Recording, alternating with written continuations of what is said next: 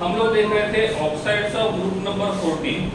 हम लोग देख रहे थे ऑक्साइड्स ऑफ ग्रुप नंबर 14, उसमें कार्बन के ऑक्साइड्स हो गए थे। कार्बन 3 ऑक्साइड फॉर्म में होता है। One is called as carbon monoxide, second is carbon dioxide and third is C3O2। इसको हमने बोला था कार्बन सब ऑक्साइड। मैंने आपको ये भी बताया था कि कार्बन सब ऑक्साइड के ऊपर किस प्रकार का क्वेश्चन पूछा जाएगा। ऑक्सीडेशन नंबर का जो क्वेश्चन होता है वो पूछा जाएगा, ठीक है। नेक्स्ट वाले में है, आप स्लाइड को भी देख लो, बोर्ड को भी देखो। आप स्लाइड के ऊपर देख सकते हो, लिखा हुआ है सिलिकॉन जो होता है SiO2 वो क्रिस्टलाइन फॉर्म में है। आप यहाँ पे इमेज को देख सकते हो, प्रेजेंटेशन में देखो, यहाँ पे जो क्वार्ट्ज है इसमें जो अरेंजमेंट है पार्टिकल्स का वो रेगुलर है कि इरेगुलर है। ये जो क्वार्ट्ज वाला पहला स्ट्रक्चर है, इस पहले स्ट्रक्चर में जो SiO2 पार्टिकल्स का जो अरेंजमेंट है दैट इज रेगुलर और इरेगुलर, दैट इज रेगुलर। इसका मतलब ये है क्रिस्टलाइन फॉर्म ऑफ SiO2। यहाँ पे ये ट्राइडायमाइड है, यहाँ पे ये ट्राइडायमाइड है, तो ये जो ट्राइडायमाइड रहेगा यहाँ पे भी SiO2 ही है, लेकिन यहाँ पे जो SiO2 है ये भी क्रिस्टलाइन है, लेकिन यहाँ पे इनका अरेंजमेंट थोड़ा सा अलग है। तो क्वार्ट्ज में जो पार्टिकल का अरेंजमेंट है वो अलग है, और यहाँ पे ट्राइडायमाइड जो है उनका पार्टिकल का मतलब अरेंजमेंट अलग अलग है। लेकिन क्वार्ट्ज में देखो, ट्राइडायमाइड में देखो, या तो क्रिस्टोलाइट में देखो, आप तीनों में देखेंगे तो पार्टिकल का अरेंजमेंट जो रहेगा वो रेगुलर है, ठीक है। तो तीनों के तीनों में पार्टिकल का अरेंजमेंट जो रहेगा वो रेगुलर है, और इसीलिए हम इनको बोलेंगे these are crystalline solid, these are crystalline solid. Next दिया हुआ है, पहले कार्बन के ऑक्साइड देखे, फिर सिलिकॉन के ऑक्साइड देखे, यहाँ पे हम लोग Pb के ऑक्साइड देखेंगे, लेड के ऑक्साइड देखेंगे। तो लेड जो है वो कुल मिला के 4 फॉर्म के ऑक्साइड बनाता है। देवर्स सभी के सभी रेगुलर है, ऑल आर रेगुलर। ये भी रेगुलर है, ये भी रेगुलर है, ये भी रेगुलर। आप लोग बोलोगे सर ये बीच में क्या है? ये बीच में जो दिया हुआ है उसको बोलते हैं यूनिट सेल। ये बीच में जो दिया हुआ है यहाँ पे इसको बोलेंगे यूनिट सेल। यहाँ पे जो बीच में ये आपको रेक्टेंगुलर फॉर्म में दिख रहा है इसको भी हम बोलेंगे यूनिट सेल। लेकिन यहाँ पे जितने भी पार्टिकल्स है वो रेगुलर है, यहाँ पे भी जितने पार्टिकल्स है उनका अरेंजमेंट रेगुलर है, और यहाँ पे जितने भी पार्टिकल्स है इनका अरेंजमेंट भी रेगुलर है। तो इन सभी के अंदर पार्टिकल्स का अरेंजमेंट रेगुलर है। ये बीच वाला जो पोर्शन है उसको बोलते हैं यूनिट सेल। क्या आपको यूनिट सेल का मतलब पता है? Do you know the meaning of unit cell?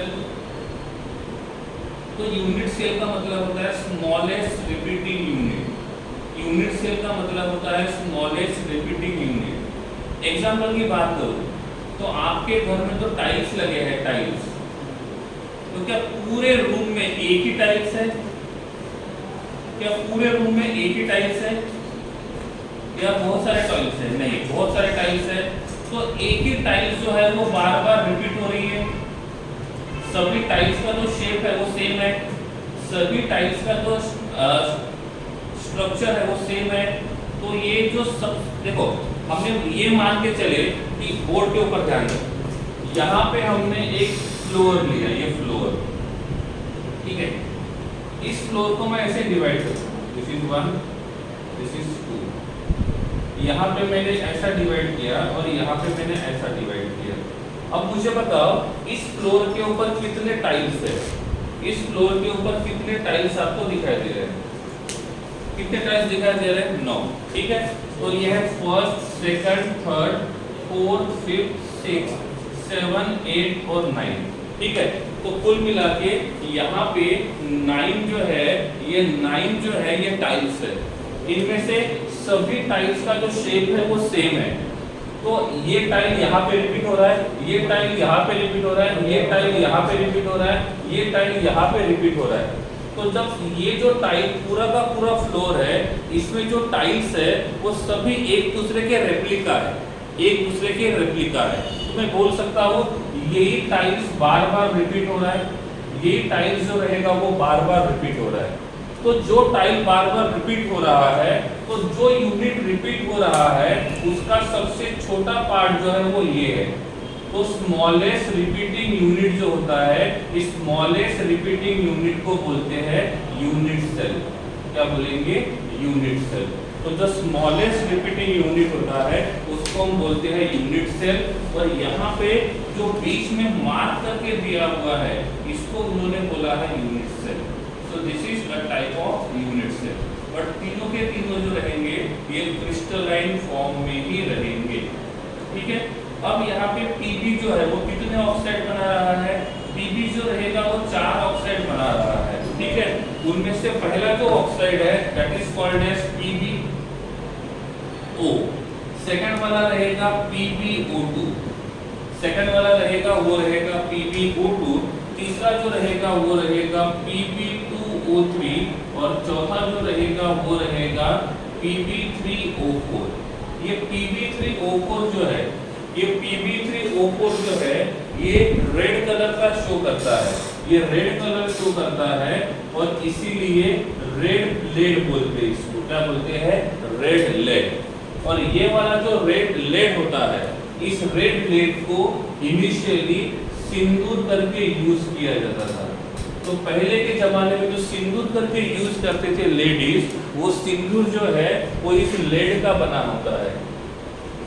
ठीक है। और ये लेड जो होता है वो माइंड को थोड़ा सा शांत रखने में हेल्प करता है और इसीलिए इस सिंदूर में इस पीबी को यूज किया जाता था। तो इनिशियली जो मिलता था, ठीक है, इनिशियली जो सिंदूर मिलता था वो Pb3O4 का बना होता था। लेकिन अभी जो सिंदूर मिलता है वो एक सिंपल कलर है, उसके अंदर लेड का यूज नहीं के बराबर होता है। तो इनिशियली जो सिंदूर था वो था Pb3O4 का। ये जो Pb3O4 है it is the combination of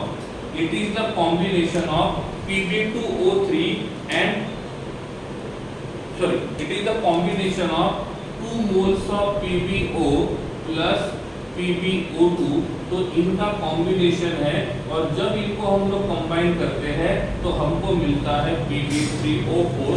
और यहाँ पे जो Pb3O4 है उसको हम यूज करते हैं एज ए सिंदूर करके।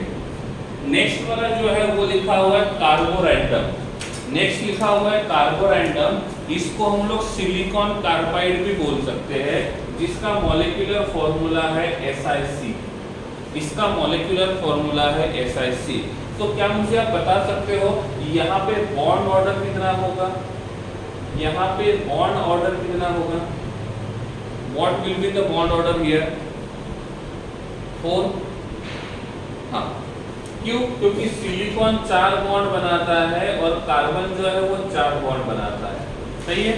लेकिन रूल के हिसाब से रूल Pb3O4 का स्ट्रक्चर कैसे रहेगा? Pb3O4 का स्ट्रक्चर आपके स्क्रीन के ऊपर दिया हुआ है, ग्रेसी आप देख सकते हो। Pb3O4 का स्ट्रक्चर आपके स्क्रीन के ऊपर दिया है, you can check it. Okay. अब क्वेश्चन ये आता है, मैंने आपको ये भी बोला था 2 एटम्स के बीच में सिंगल बॉन्ड पॉसिबल है, 2 एटम के बीच में डबल बॉन्ड पॉसिबल है, 2 एटम के बीच में ट्रिपल बॉन्ड पॉसिबल है, लेकिन 2 एटम के बीच में 4 बॉन्ड कभी नहीं बनते हैं। इसका मतलब ये जो रहेगा ये पॉसिबल नहीं होगा, ये जो रहेगा ये पॉसिबल नहीं होगा। तो यहाँ पे रहेगा सिलिकॉन ट्रिपल बॉन्ड C, इस कार्बन के पास एक अनपेड इलेक्ट्रॉन और इस कार्बन के पास एक अनपेड इलेक्ट्रॉन। अब इसमें क्या होगा, ये एक मोनोमर का काम करेगा। यहाँ का जो सिलिकॉन कार्बाइड है, हमारे पास दूसरा सिलिकॉन कार्बाइड है जिसमें कार्बन के पास अनपेड इलेक्ट्रॉन और सिलिकॉन के पास अनपेड इलेक्ट्रॉन। हमारे पास एक और है silicon triple bond carbon, silicon के पास एक अनपेड इलेक्ट्रॉन, कार्बन के पास एक अनपेड इलेक्ट्रॉन। तो अब क्या होगा, ये मोनोमर इसके साथ बॉन्ड बनाएगा तो डाइमर बनेगा, ये डाइमर इसके साथ बॉन्ड बनाएगा तो ट्राइमर बनेगा, ट्राइमर इधर बॉन्ड बनाएगा टेट्रामर बनेगा, ये इधर बॉन्ड बनाएगा पॉलीमर बन जाएगा। तो यहाँ पे ये सिलिकॉन कार्बाइड या तो जो कार्बोरेंडम होता है ये पॉलीमरिक फॉर्म में प्रेजेंट होता है। वेरी गुड देवश, ठीक है, सही पहचाना आपने। तो ये जो रहेगा ये पॉलीमर के फॉर्म में प्रेजेंट रहेगा। साथ में उन्होंने बोला है Sn जो रहेगा वो in the form of SnO2 रहेगा, और इस SnO2 को हम यूज करते हैं पॉलिशिंग पाउडर बनाने के लिए। तो इफ किसी मटेरियल को पॉलिश करना है तो उसको पॉलिश करने के लिए जो पाउडर बनाते हैं उस पाउडर को बनाने के लिए हम SnO2 को यूज करते हैं। साथ में जो ग्लास और बर्तन भांडे जो बनाने वाली इंडस्ट्री है वो उस ग्लास को या बर्तन को पॉलिश करने के लिए, उसका शाइनिंग बढ़ाने के लिए SnO2 को यूज करते हैं। साथ में एक और ऑक्साइड आता है जो बनाता है GeO2। कौन बनाता है? GeO2। और दूसरा होता है SnO2।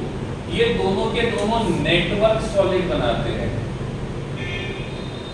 क्या बनाते हैं? Network solid. क्या आपको नेटवर्क सॉलिड का मतलब पता है?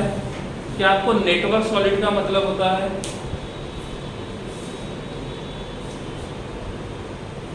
SnO2 का स्ट्रक्चर क्या रहेगा? SnO2 का स्ट्रक्चर रहेगा oxygen double bond Sn double bond O, oxygen double bond Ge double bond O। These are the structures। Network solid का मतलब पता है? नो। नेटवर्क सॉलिड का मतलब होता है ये यहाँ पे जो क्वार्ट्ज का स्ट्रक्चर है वो लार्ज स्ट्रक्चर है। यहाँ पे जो क्वार्ट का जो स्ट्रक्चर है वो लार्ज स्ट्रक्चर है, और ऐसे लार्ज स्ट्रक्चर को हम बोलते हैं नेटवर्क स्ट्रक्चर।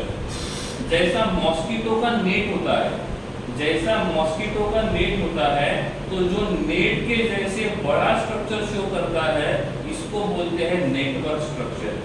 क्या मैं क्वार्ट्ज को नेटवर्क स्ट्रक्चर बोल सकता हूँ? क्या मैं इस क्वार्ट्ज को नेटवर्क स्ट्रक्चर बोल सकता हूँ? क्या ये बहुत बड़ा स्ट्रक्चर है? देखो, नेटवर्क का मतलब होता है छोटे छोटे स्ट्रक्चर को कंबाइन करके एक बड़ा सा स्ट्रक्चर बनाना। छोटे छोटे मॉलिक्यूल को कंबाइन करके एक बड़ा मॉलिक्यूल बनाते हैं तो उसको बोलते हैं नेटवर्क सॉलिड। उसको बोलते हैं हम लोग नेटवर्क सॉलिड। तो यहाँ पे ये जो क्वार्ट्ज है ये छोटे छोटे मोनोमर यूनिट से ये पॉलीमर यूनिट बना हुआ है। ऐसे n नंबर ऑफ SiO2 को कंबाइन करके ये क्वार्ट्ज बना है, तो इस क्वार्ट्ज को बोलते हैं नेटवर्क सॉलिड। नेटवर्क सॉलिड का मतलब होता है छोटे छोटे यूनिट्स को कंबाइन करके बहुत बड़ा नेटवर्क जैसे स्ट्रक्चर बनाना, बहुत बड़ा नेट जैसे स्ट्रक्चर बनाना, उसको बोलते हैं network solid. Do you know the meaning of network solid? जिनको समझा है वो हैंड रेज करेंगे, जिनको नहीं समझा है वो चैट बॉक्स में लिखेंगे। नेटवर्क सॉलिड का मतलब होता है छोटे छोटे रिपीटिंग यूनिट को कंबाइन करके बहुत बड़ा वाला स्ट्रक्चर बनाते हैं, और उस बड़े वाले स्ट्रक्चर को हम बोलते हैं नेटवर्क सॉलिड। स्लाइड नंबर 7 आपके स्क्रीन के ऊपर है। स्लाइड नंबर 7 में से कुछ पॉइंट्स डाउट्स बाकी होंगे तो उसको पूछ लो। इफ स्क्रीनशॉट निकालना है तो भी निकाल सकते हो। Slide number 7।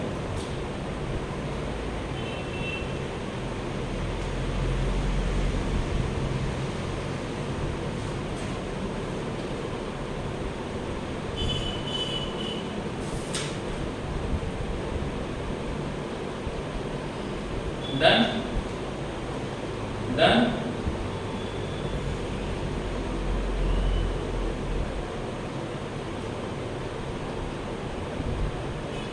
ठीक है, क्लियर है। Raj, what happens? Your hand raise किया आपने। वंदन, क्या हुआ? डाउट्स है? बोलिए वंदन, क्या डाउट है?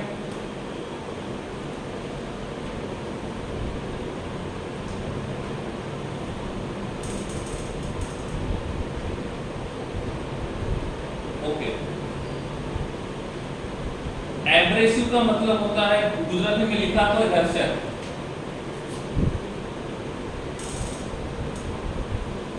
ओके राज, कोई बात नहीं, कार्बोरेंडम वाला रिपीट करना है काउंटर। देखो कार्बोरेंडम जो है it is a form of silicon carbide, it is a binary molecule.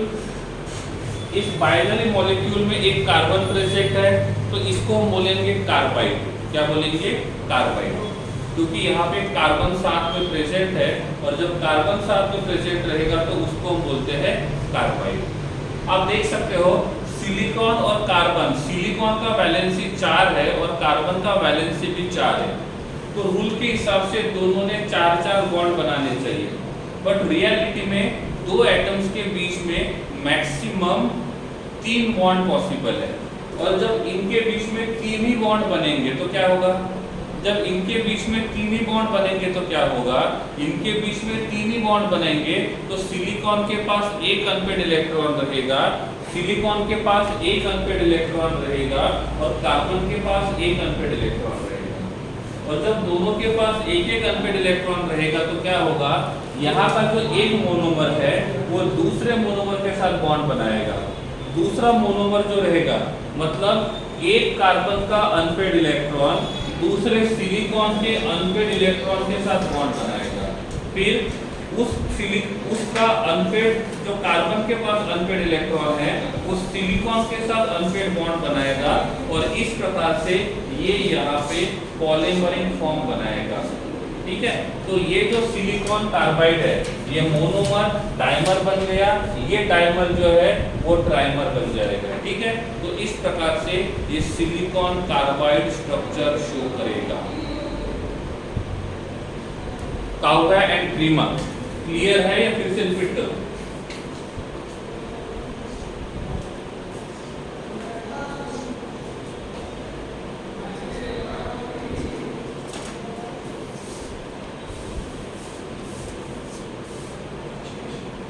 Just wait for a few minutes. Some lagging issues are there.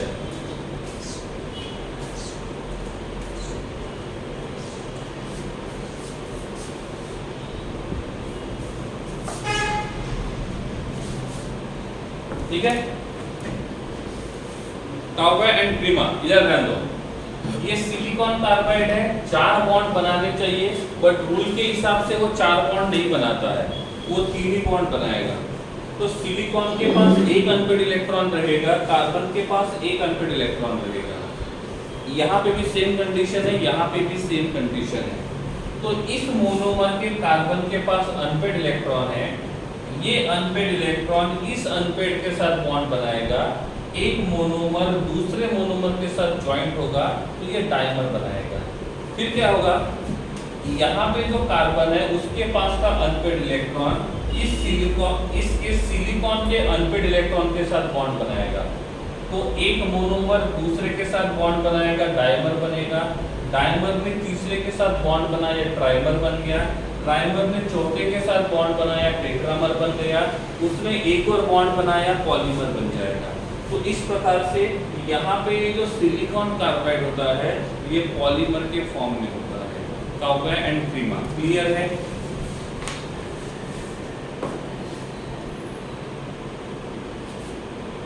Krisha, okay, Krisha initially जो आता था सिंदूर उसमें रियली ओनली Pb3O4 होता है।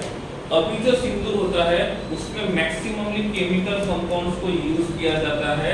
Real में इस प्रकार का क्वांटिटी जो होता है, इसका क्वांटिटी जो होता है वो बहुत कम होता है। ठीक है, ओके। जिन लोगों को नेटवर्क सॉलिड का मतलब समझ में आ गया है वो हैंड रेज करेंगे। जिनको नेटवर्क सॉलिड का मतलब समझ में आ गया है वो हैंड रेज करेंगे। ओके, ठीक है, आगे बढ़ते हैं। Reaction with water. सपोज मैं आपको बोलता हूँ ग्रुप नंबर 14 का कोई भी एक एलिमेंट वाटर के साथ रिएक्शन करेगा तो क्या होगा? ग्रुप नंबर 14 का कोई भी एक एलिमेंट वाटर के साथ रिएक्शन करेगा तो क्या होगा? मान लो सपोज मैंने बोला यहाँ पे M जो है ये ग्रुप नंबर 14 का एलिमेंट है और इसका रिएक्शन वाटर के साथ किया। There what are the possibility?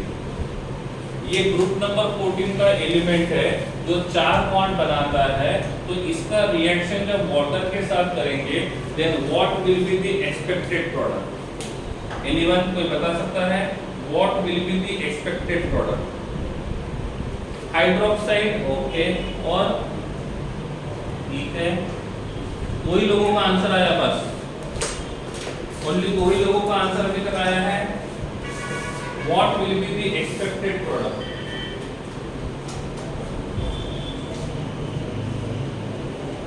Okay, चलिए ठीक है, एक्सपेक्टेड प्रोडक्ट क्या रहेगा वो आपके स्क्रीन के ऊपर लिखा हुआ है। एक्सपेक्टेड प्रोडक्ट क्या रहेगा वो आपके स्क्रीन के ऊपर लिखा हुआ है, एक बार आप उसको देख सकते हो, ठीक है। तो यहाँ पे हमको जो प्रोडक्ट मिलेगा वो क्या मिलेगा, यहाँ पे हमको जो प्रोडक्ट मिलेगा वो क्या मिलेगा, आप देख लो एक बार।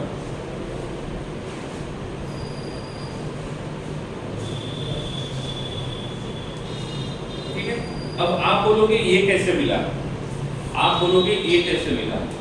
अब मुझे बताओ इसका वैलेंसी कितना है, इसका वैलेंसी कितना है, इसका वैलेंसी कितना है 4। तो ये बॉन्ड कितने बनाएगा 4, बॉन्ड कितने बनाएगा 4, ठीक है। अब ये बॉन्ड 4 बनाएगा तो क्या होगा वो बताता हूं मैं आपको, ठीक है। इफ हम वाटर को डिसोसिएट करेंगे तो क्या बनेगा, इफ हम वाटर को डिसोसिएट करेंगे तो हमको मिलेगा H+ और यहाँ पे मिलेगा OH-, ठीक है। अब ये OH- जो रहेगा वो मेटल के साथ बॉन्ड बनाएगा, इसका वैलेंसी जो है वो 1 है, इसका वैलेंसी जो है वो 4 है, क्योंकि मेटल जो रहेगा ये बन जाता है मेटल +4, मेटल से बन जाएगा मेटल +4 और इस मेटल +4 का वैलेंसी 4 है और OH के साथ हमको बॉन्ड बनाना है तो OH का वैलेंसी 1 है। तो अब क्या करेंगे, क्रॉस मल्टीप्लिकेशन करेंगे, क्रॉस मल्टीप्लिकेशन करेंगे तो क्या होगा, यहाँ मिलेगा MOH/4, क्या मिलेगा MOH/4। तो मुझे बताओ एक M के ऊपर कितने OH ग्रुप प्रेजेंट रहेंगे, एक M के ऊपर कितने OH ग्रुप प्रेजेंट रहेंगे, तो एक M के ऊपर टोटल जो OH रहेंगे वो 4 प्रेजेंट रहेंगे।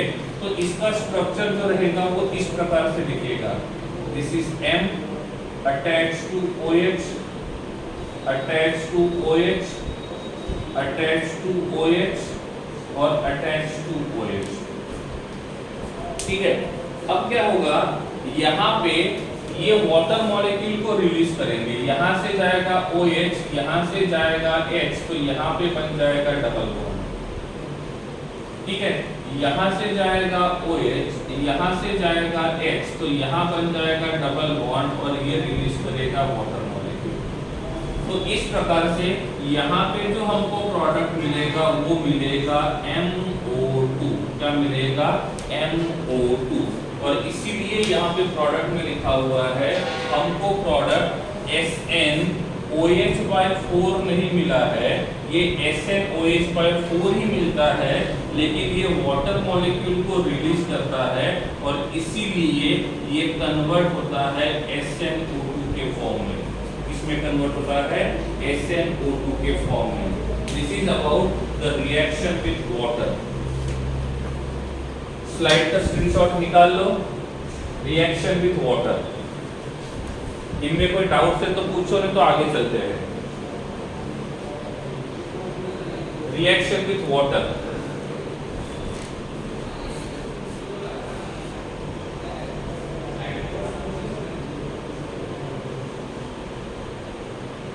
Last point, lead do not react with water due to formation of oxide layer।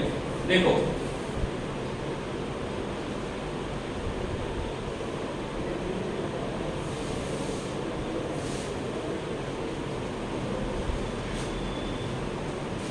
Yes दिया, पहले हमको हाइड्रोक्साइड मिलेगा, बट हाइड्रोक्साइड अनस्टेबल होता है और इसीलिए वो वाटर मॉलिक्यूल को रिलीज करता है और ये अनस्टेबल प्रोडक्ट है। This is our unstable product and this is our stable product. तो एक जो प्रोडक्ट है वो अनस्टेबल है और दूसरा वाला प्रोडक्ट जो रहेगा वो स्टेबल रहेगा, तो ये अनस्टेबल से स्टेबल में कन्वर्ट होगा। और क्या पूछा था, लास्ट वाला point, lead do not react with water।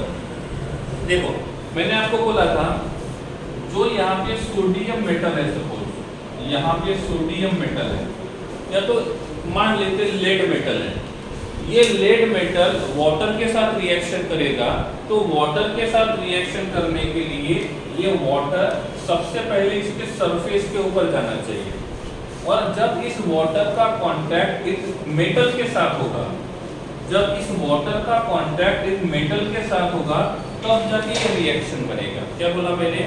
ये जो वाटर है ये वाटर मेटल के सरफेस के ऊपर जाएगा और तब जाके ये रिएक्शन परफॉर्म करेगा, तब जाके हमको ऑक्साइड मिलेगा।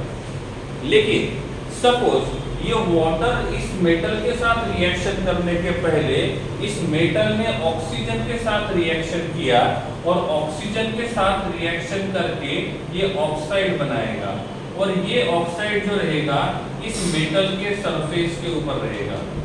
ये ऑक्साइड जो है ये इस मेटल के सरफेस के ऊपर है। तो अब मुझे बताओ क्या पॉसिबल है कि ये वाटर अब मेटल के कांटेक्ट में आएगा? क्योंकि जब ये वाटर यहाँ से यहाँ जाएगा तो इस वाटर का कांटेक्ट किसके साथ होगा? मेटल के साथ कांटेक्ट होगा या मेटल ऑक्साइड के साथ कांटेक्ट होगा? I'm asking you। जब ये वाटर इस यहाँ जाएगा तो इस वाटर का कांटेक्ट मेटल के साथ होगा या मेटल के ऑक्साइड के साथ होगा? मेटल के ऑक्साइड के साथ होगा। तो इनका वाटर के साथ रिएक्शन होने के लिए इस वाटर का डायरेक्ट रिएक्शन मेटल के साथ होना चाहिए, लेकिन ये मेटल ऑक्सीजन के साथ रिएक्शन करके ऑक्साइड बनाता है, इसीलिए इस वाटर का इस मेटल के साथ डायरेक्ट रिएक्शन नहीं होगा, ये इसका डायरेक्ट कांटेक्ट नहीं होगा, और जब उनका डायरेक्ट कांटेक्ट नहीं होगा तो ये वाला रिएक्शन जो रहेगा ये पॉसिबल नहीं होगा। ठीक है देवर्ष सर, Pb के पास ऑक्सीजन है तो वो H बॉन्डिंग तो बना सकता है H2O। यस, Pb के पास ऑक्सीजन है तो वो H बॉन्डिंग बना सकता है, यस वो पॉसिबल है देवर्ष, दिस इज पॉसिबल।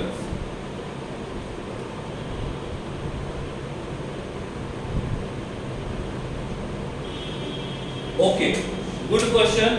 ये इसमें ऑक्साइड कहां पे आया? ओके, आप मुझे बताओ एप्पल को कट करेंगे, एप्पल को कट करेंगे तो आफ्टर सम टाइम एप्पल का जो इनसाइड है ये ब्राउन कलर होगा, ये ब्राउन कलर शो करता है। क्यों? क्योंकि उसका ऑक्सीडेशन होता है। क्यों? क्योंकि उसका ऑक्सीडेशन होता है।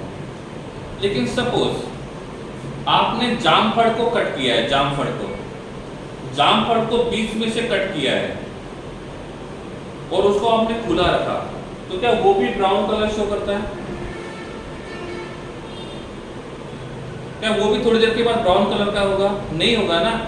इसका मतलब एप्पल जो है वो ऑक्सीजन के साथ रिएक्शन करेगा, एप्पल जो रहेगा वो ऑक्सीजन के साथ रिएक्शन करेगा, ऑक्सीजन के साथ रिएक्शन करके ऑक्साइड फॉर्म करेगा, ऑक्साइड फॉर्म होता है तो ब्राउन कलर शो करेगा। तो ब्राउन कलर इसलिए शो कर रहा है क्योंकि ऑक्सीजन के साथ एप्पल ने रिएक्शन किया।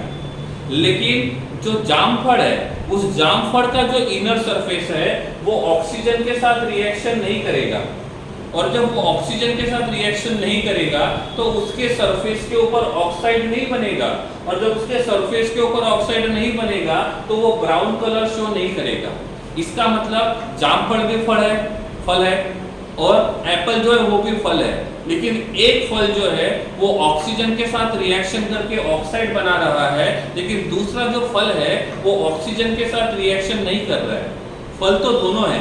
क्यों? इसका रीजन ऐसा होता है, कोई पर्टिकुलर एप्पल जो है या पर्टिकुलर फ्रूट है, फल है, वो फल ही क्या करेगा? ऑक्सीजन के साथ रिएक्शन करेगा, लेकिन कुछ फल जो होते हैं वो ऑक्सीजन के साथ रिएक्शन करके ऑक्सीडेशन नहीं करते हैं। तो हर फल का रिएक्टिविटी अलग अलग होता है, वैसे ही हर मेटल का रिएक्टिविटी अलग अलग होता है। तो जितने मेटल ग्रुप नंबर 14 में है उनमें से यहाँ पे जो लेड है Pb, ये एक ऐसा मेटल है जो ऑक्सीजन के साथ ज्यादा इजीली रिएक्शन करता है। जितने मेटल यहाँ पे है सभी के सभी ऑक्सीजन के साथ रिएक्शन करते हैं, लेकिन ये जो Pb है ये ऑक्सीजन के साथ रिएक्शन बहुत ज्यादा करता है, बहुत इजीली रिएक्शन करता है। ऑक्सीजन दिखा न दिखा, ये ऑक्सीजन के साथ रिएक्शन कर दिया। बाकी लोगों का ऐसा नहीं है, ऑक्सीजन दिखेगा वो सोचेंगे रिएक्शन करना है नहीं करना है, हम उनके साथ जाएंगे तो अच्छा रहेगा नहीं रहेगा, सब कुछ सोचेंगे, लेकिन ये ऐसा नहीं करेगा। ऑक्सीजन दिखा तो रिएक्शन करेगा, ऑक्साइड बनाएगा, और इसीलिए उसके सरफेस के ऊपर ऑक्साइड का लेयर रहेगा, और जब उसके सरफेस के ऊपर ऑक्साइड का लेयर रहेगा तो इसका कांटेक्ट वाटर के साथ नहीं हो पाएगा। महावीर, समझ में आ गया?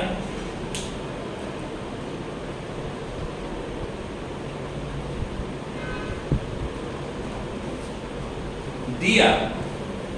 हम इसको केरोसिन में इसलिए रखते हैं क्योंकि वाटर के साथ कांटेक्ट ना आए, तो हाइड्रेशन से बचना है, वाटर के साथ कांटेक्ट होने से बचना है, तो केरोसिन में रखेंगे। समझो, वाटर के साथ कांटेक्ट नहीं होना चाहिए इसलिए केरोसिन में रखेंगे, वाटर को रिलीज नहीं करना चाहिए इसलिए केरोसिन में नहीं रखते। ये अनस्टेबल है तो आप इसको कहीं पे भी रखो, ये वाटर मॉलिक्यूल को रिलीज करेगा, चाहे केरोसिन में रखो, पेट्रोल में रखो, डीजल में रखो, पानी में रखो। केरोसिन में कब रखते हैं कि जब उनका रिएक्शन वाटर के साथ नहीं होना चाहिए, ये तो ऑलरेडी रिएक्टेड है, दिस इज ऑलरेडी रिएक्टेड। समझे? दिया, आप उल्टा जा रहे हैं।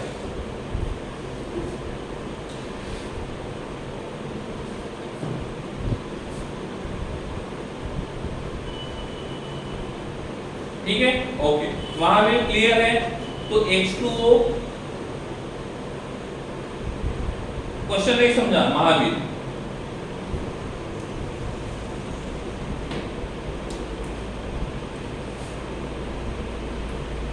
This is the end of slide number 8. You can take screenshot. हाँ, तो क्या होगा, ये H2O जो रहेगा वो ऑक्साइड के साथ जाएगा, तो H2O का कांटेक्ट ऑक्साइड के साथ होगा महावीर, मेटल के साथ नहीं होगा। और जब तक वाटर का रिएक्शन मेटल के साथ नहीं होता है, वाटर का कांटेक्ट मेटल के साथ नहीं होता है, तब तक वो रिएक्शन नहीं करेगा। यहाँ पे वाटर का रिएक्शन ऑक्सीजन के साथ हुआ है, ऑक्साइड के साथ हुआ है, और मेटल और वाटर के बीच में ऑक्साइड है, तो इसके वजह से इन दोनों का कांटेक्ट नहीं होगा तो रिएक्शन नहीं होगा।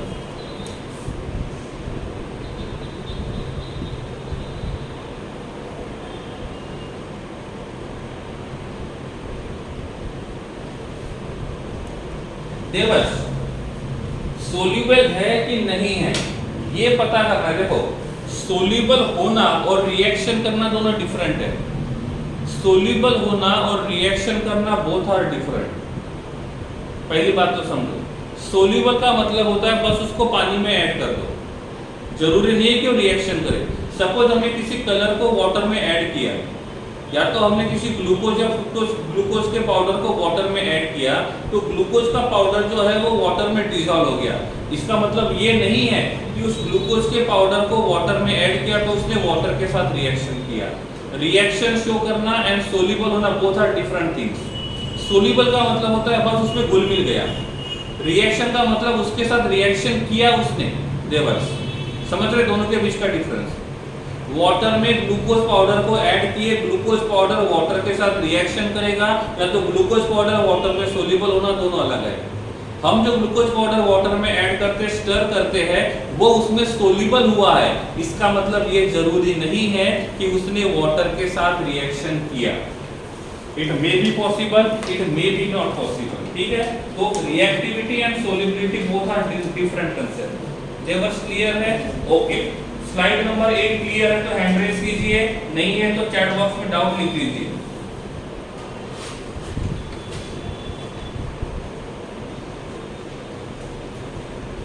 ओके, रिएक्शन विद हैलोजन, क्या लगता है हैलोजन के साथ रिएक्शन करेंगे तो क्या बनाएंगे? हैलोजन के साथ रिएक्शन करेंगे तो क्या बनाएंगे? मैं आपको बोलता हूँ कि यहाँ पे जो मेटल है, मतलब एलिमेंट को मैंने M लिखा और हैलोजन को X लिखा, then what is the possibility? Then what is the possibility?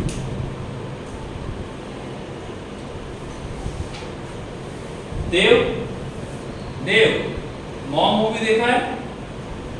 Dev mom movie देख के क्वेश्चन आया मन में?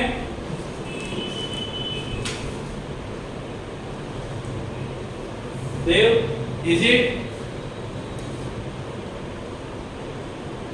देव, I am asking to you,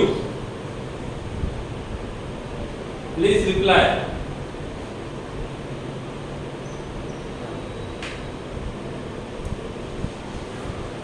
Yes, but in very less quantity, very less quantity, जिसका कोई इफेक्ट नहीं होगा. मोर क्वांटिटी रहेगा तो वो इफेक्ट करेगा. ओके, पहली बात, हम रिएक्शन कर रहे मेटल का X2 के साथ, तो प्रोडक्ट क्या मिलेगा? पहले मुझे बताओ, ये जो ग्रुप नंबर 14 का एलिमेंट है वो कितने बॉन्ड बनाता है? ग्रुप नंबर 14 का एलिमेंट कितने बॉन्ड बनाता है? कितने बॉन्ड बनाता है? ये 2 बॉन्ड भी बनाता है और 4 बॉन्ड भी बनाता है. ये 2 बॉन्ड भी बनाता है, 4 बॉन्ड भी बनाता है. जब ये ग्राउंड स्टेट में रहेगा तो 2 बॉन्ड बनाएगा, एक्साइटेड स्टेट में रहेगा तो 4 बॉन्ड बनाएगा. सही या गलत? सही है. आगे बढ़ते हैं. सपोज मान लिया कि M का वैलेंसी 2 है और X का वैलेंसी 1 है, तो यहाँ पे जो मॉलिक्यूल मिलेगा वो मिलेगा MX2. क्या मिलेगा? MX2. मान लेते हैं कि M का वैलेंसी 2 नहीं है, M का वैलेंसी 4 है, तो यहाँ पे हमको मॉलिक्यूल मिलेगा MX4.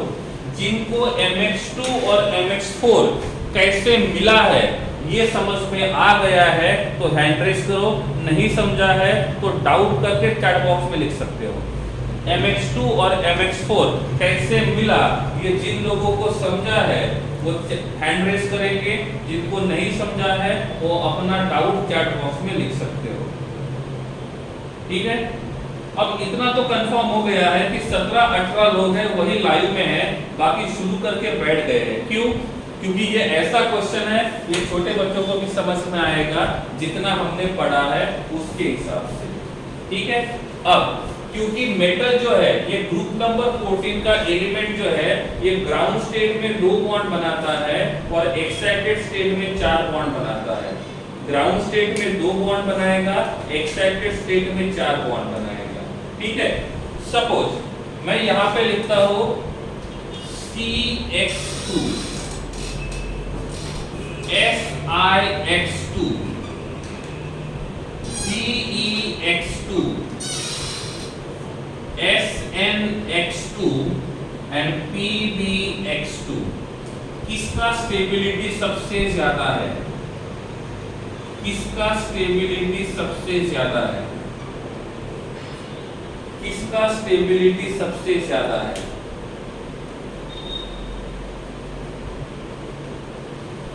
किसका स्टेबिलिटी सबसे ज्यादा है? ओके, चलिए. दूसरा देखो, यहाँ पे जो एलिमेंट है इसका ऑक्सीडेशन नंबर +2 है. कितना है?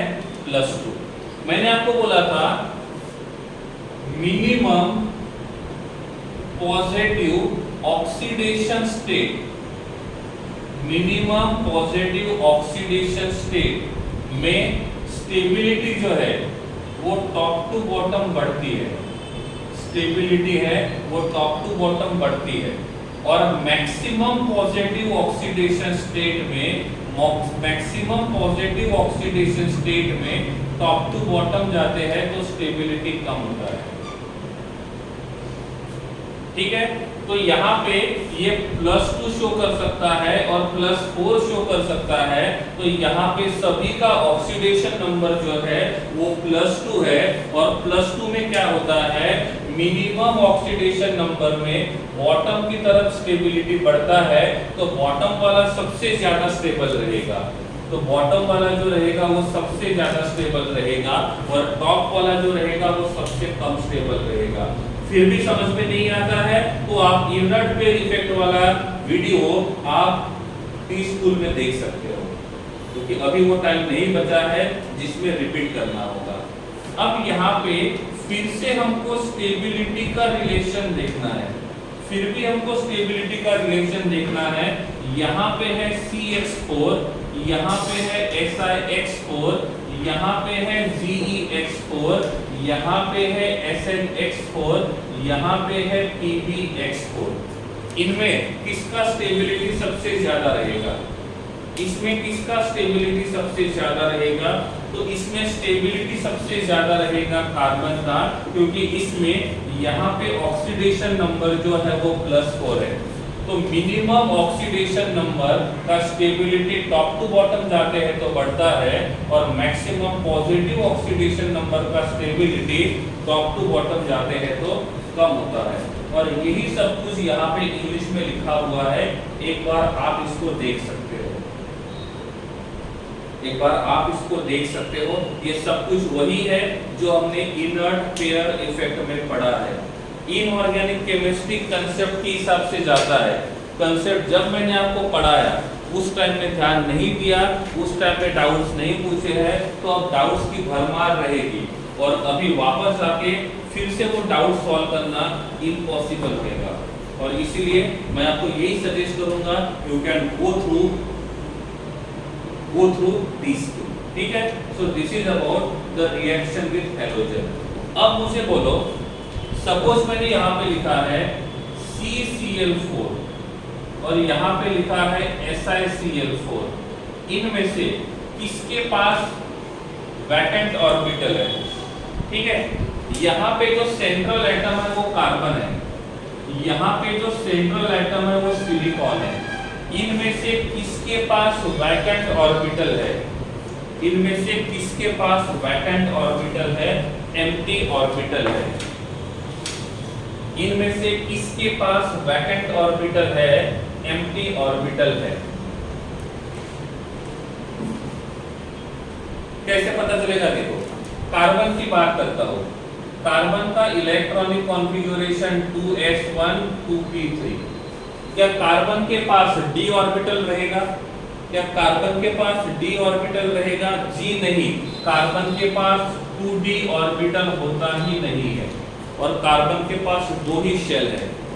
तो यहाँ पे s ऑर्बिटल के पास 1 बॉक्स है और p ऑर्बिटल के पास 3 बॉक्स है। p ऑर्बिटल के पास 3 बॉक्स है। तो यहाँ पे 1 इलेक्ट्रॉन है, यहाँ पे दूसरा, यहाँ पे तीसरा, यहाँ पे चौथा।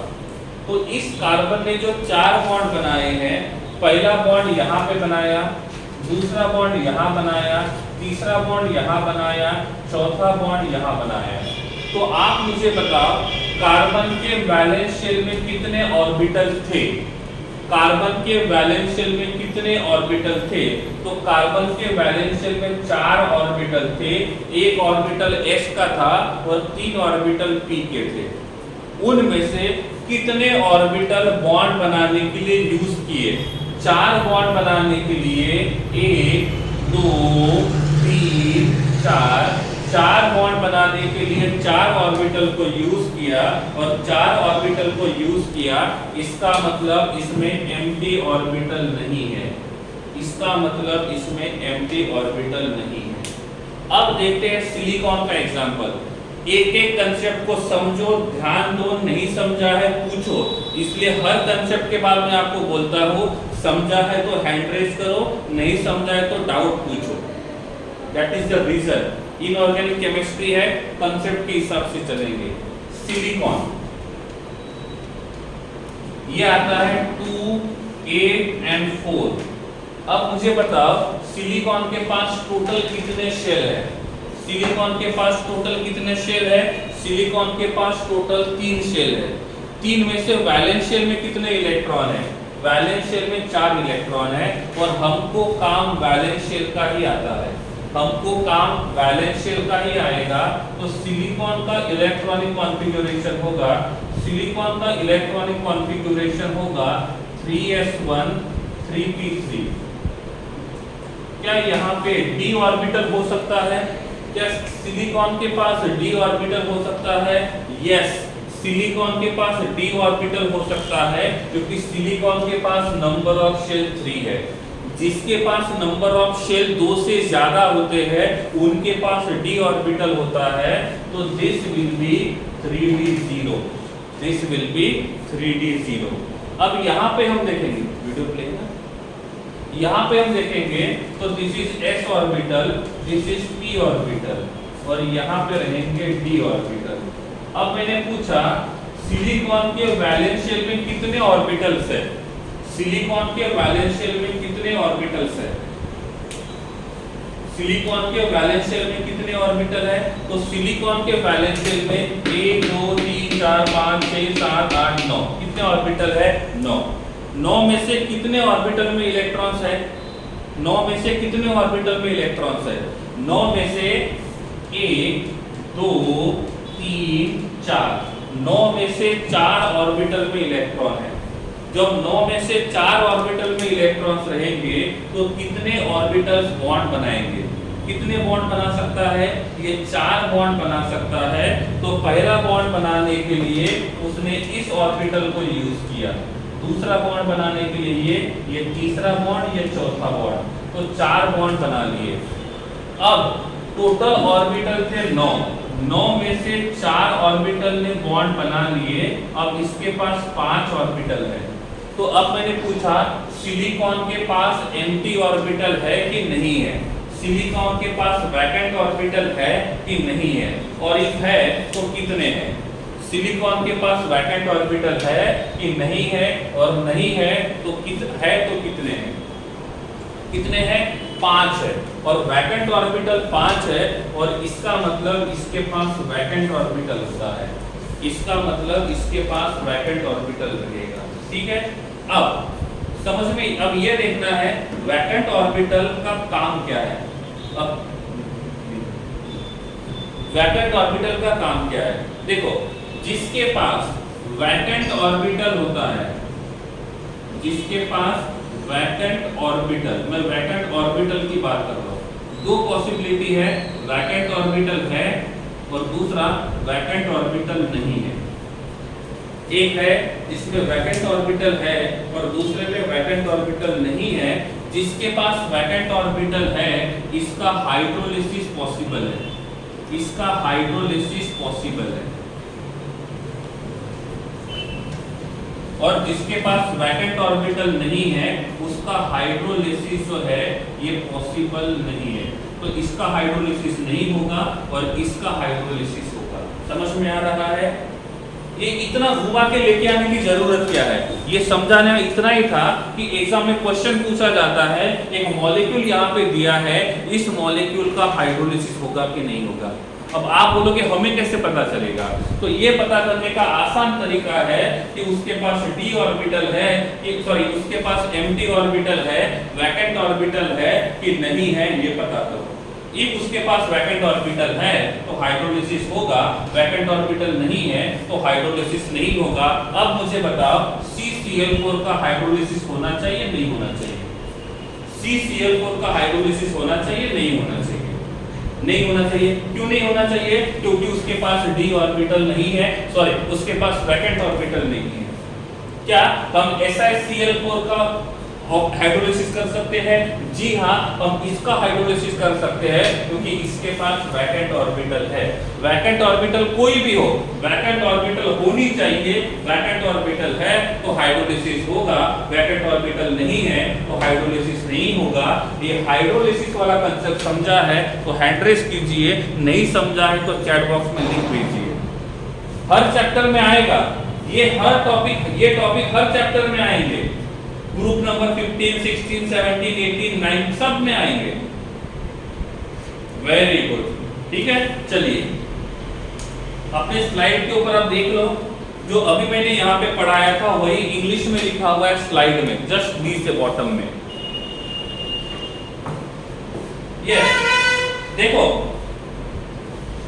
एक बार देखो, इधर ध्यान दो। साइज बढ़ेगा या कम होगा? ठीक है, आयोनाइजेशन एंथैल्पी बढ़ेगा या कम होगा? मेल्टिंग पॉइंट बढ़ेगा या कम होगा? डेंसिटी बढ़ेगा या कम होगा? ऑक्सीडेशन नंबर कौन सा शो करेगा? ग्राउंड स्टेट में कितने बॉन्ड बनाएगा, एक्साइटेड स्टेट में कितने बॉन्ड बनाएगा, टॉप टू बॉटम किसका स्टेबिलिटी ज्यादा है और किसका स्टेबिलिटी कम है? इनर्ट पेयर इफेक्ट क्या है? ऑक्सीजन के साथ रिएक्शन करके क्या बनाएगा, नाइट्रोजन के साथ रिएक्शन करके क्या बनाएगा, हाइड्रोजन के साथ रिएक्शन करके क्या बनाएगा, हैलोजन के साथ रिएक्शन करके क्या बनाएगा, वाटर के साथ रिएक्शन करके क्या बनाएगा। ये सभी पॉइंट सभी ग्रुप में कॉमन है, ये सभी पॉइंट सभी ग्रुप में कॉमन है। हर चैप्टर में ये मिलेगा, हर चैप्टर में ये मिलेगा, हर चैप्टर में मिलेगा। तो जिन्होंने ग्रुप नंबर 2 में ध्यान दिया है, जिन्होंने ग्रुप नंबर 13 में ध्यान दिया है, ये ग्रुप नंबर 14 समझ में आएगा। अदरवाइज आप भूल जाओ, आगे के जितने भी कंसेप्ट है वो भूल जाओ। फिनिश। ओके, दिया, गुड क्वेश्चन। देवर्ष आपने जो बोला था उसका आंसर मिल गया। दिया ने एक क्वेश्चन पूछा है कि सर क्यों ऐसा होता है, व्हाई इट इज पॉसिबल कि जिनके पास एम्प्टी ऑर्बिटल है वही हाइड्रोलिसिस करेगा। क्योंकि होता ऐसे है, इसने ऑलरेडी 4 बॉन्ड बनाए, तो इसके पास कार्बन के पास वैकेंसी नहीं है, तो हाइड्रोलिसिस का जो प्रोसेस होता है वो थोड़ा उल्टा होता है। कैसे? पहले वाटर मॉलिक्यूल यहां आएगा, फिर यहां से क्लोरीन बाहर निकलेगा। देखो कैसा हो रहा है। पहले, अब देखो हुआ कैसे कि इस क्लोरीन को निकाल के यहाँ पे वाटर लगाना है, तो पहले वाटर आएगा फिर क्लोरीन निकलेगा। तो जब वो वाटर आएगा तो उसको रखने के लिए जगह तो होनी चाहिए ना। इस वाटर को रखने के लिए इसके पास जगह ही नहीं है, लेकिन उस वाटर को रखने के लिए इसके पास जगह है, और इसीलिए इनका हाइड्रोलिसिस होता है और इनका हाइड्रोलिसिस नहीं होता है। समझ में आ गया? पहले वाटर आएगा बात करने के लिए कि हम हाइड्रोलिसिस कर सकते हैं क्या, तो जब वो आएगा तो बातचीत करने के लिए थोड़ी देर तो बैठेगा वो, और जब आपके घर में बैठेगा तो आपके घर में बैठने के लिए जगह खाली होनी चाहिए। इसके घर में तो जगह खाली नहीं है, इसलिए इसमें वाटर आके बैठेगा ही नहीं ये पूछने के लिए कि हम आपका हाइड्रोलिसिस कैसे करें, और इसीलिए पॉसिबिलिटी नहीं है, और इसमें पॉसिबिलिटी है। दिया, ये था आपके क्वेश्चन का आंसर। क्लियर दिया? चलो, अभी भी किसी के मन में कोई डाउट है तो बोल दीजिए। देखो 12th कब शुरू करेंगे, ये दूसरा क्वेश्चन है। पहला क्वेश्चन तो ये है कि जब ग्रुप नंबर 13 में ये सब कुछ आता है, ग्रुप नंबर 14 में ये सब कुछ आता है, 15, 16, 17, 18 में आएगा, तो हमको हर एक टॉपिक को यहां समझ लेना है। भले 12th हम 10 दिन के बाद लेट शुरू करेंगे, कोई फर्क नहीं पड़ेगा। क्योंकि देखो अब क्या हुआ है, कुछ लोगों को ग्रुप नंबर 2 में थोड़ा समझ में आया था, उनका थोड़ा सा क्लियर हो गया ग्रुप नंबर 13 में। जिनको ग्रुप नंबर 13 के कुछ डाउट्स थे, उनके थोड़े से डाउट्स ग्रुप नंबर 14 में सॉल्व हो जाएंगे।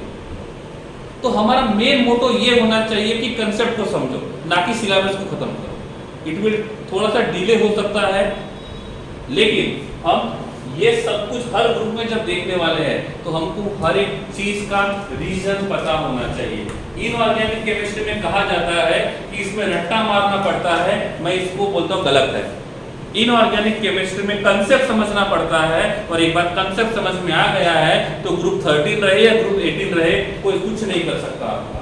तो गो विद कंसेप्ट, ना कि रट्टाफिकेशन।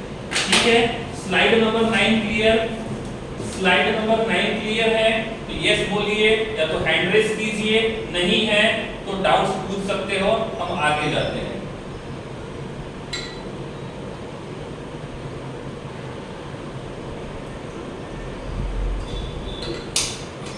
महावीर, इसका आंसर फिलहाल हमारे पास नहीं है, स्कूल ओपन होगा तो उसके रिलेटेड आपको इंफॉर्मेशन मिल जाएगी।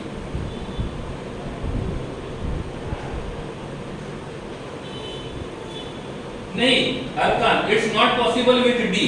कोई भी ऑर्बिटल एम्प्टी होना चाहिए, कोई भी ऑर्बिटल होना चाहिए वैकेंट, चाहे वो डी रहे, एस रहे, पी रहे, उससे फर्क नहीं पड़ेगा, बस उसके वैलेंस शेल में ऑर्बिटल एम्प्टी होना चाहिए। रूम छोटा है या बड़ा है उससे फर्क नहीं पड़ेगा, वाटर को बैठने के लिए जगह देनी है। रूम छोटा हो उसको नीचे बिठाओ, उसको सोफे पे बिठाओ, बिन बैग पे बिठाओ, या तो खड़ा रखो, लेकिन उसको जगह चाहिए बस।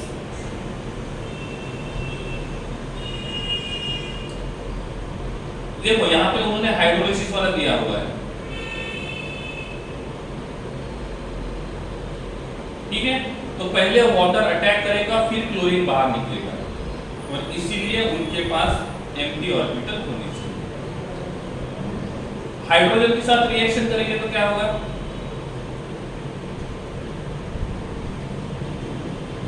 हाइड्रोजन के साथ रिएक्शन करेंगे तो क्या मिलेगा, कोई बता सकता है? M का रिएक्शन हाइड्रोजन के साथ किया, M का रिएक्शन हाइड्रोजन के साथ किया तो क्या होगा?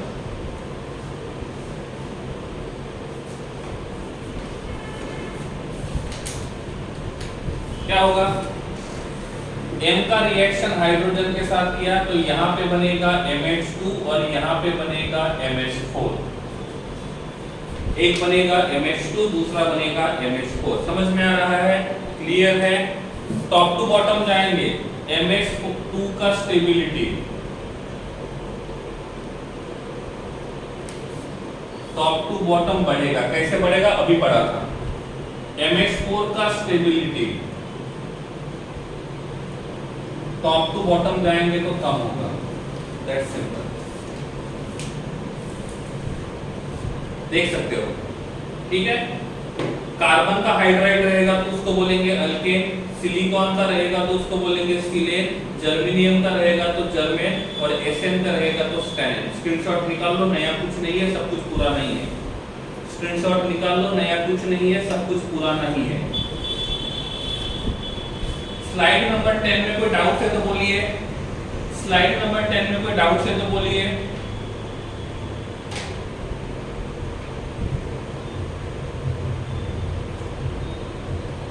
स्लाइड नंबर 10 क्लियर है तो हैंड रेस कीजिए।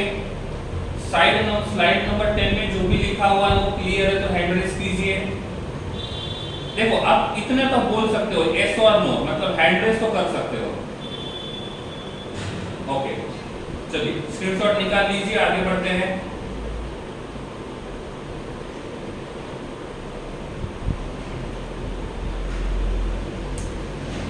Allotropes of carbon. एलोट्रॉप्स का मतलब होता है सेम केमिकल एलिमेंट से बना होता है, लेकिन उनका फिजिकल स्टेट भी सेम होता है, लेकिन फिजिकल और केमिकल प्रॉपर्टी डिफरेंट होते हैं। ऐसे एलिमेंट्स को हम कहते हैं एलोट्रॉप्स। क्या कहते हैं? एलोट्रॉप्स, ठीक है। ये मैंने आपकी स्टार्टिंग में बोला था। कार्बन जो है वो 4 तरीके के एलोट्रॉप्स शो करता है। पहला होता है डायमंड, दूसरा होता है ग्रेफाइट, तीसरा होता है बकीबॉल, और चौथा होता है नैनोट्यूब्स, ठीक है।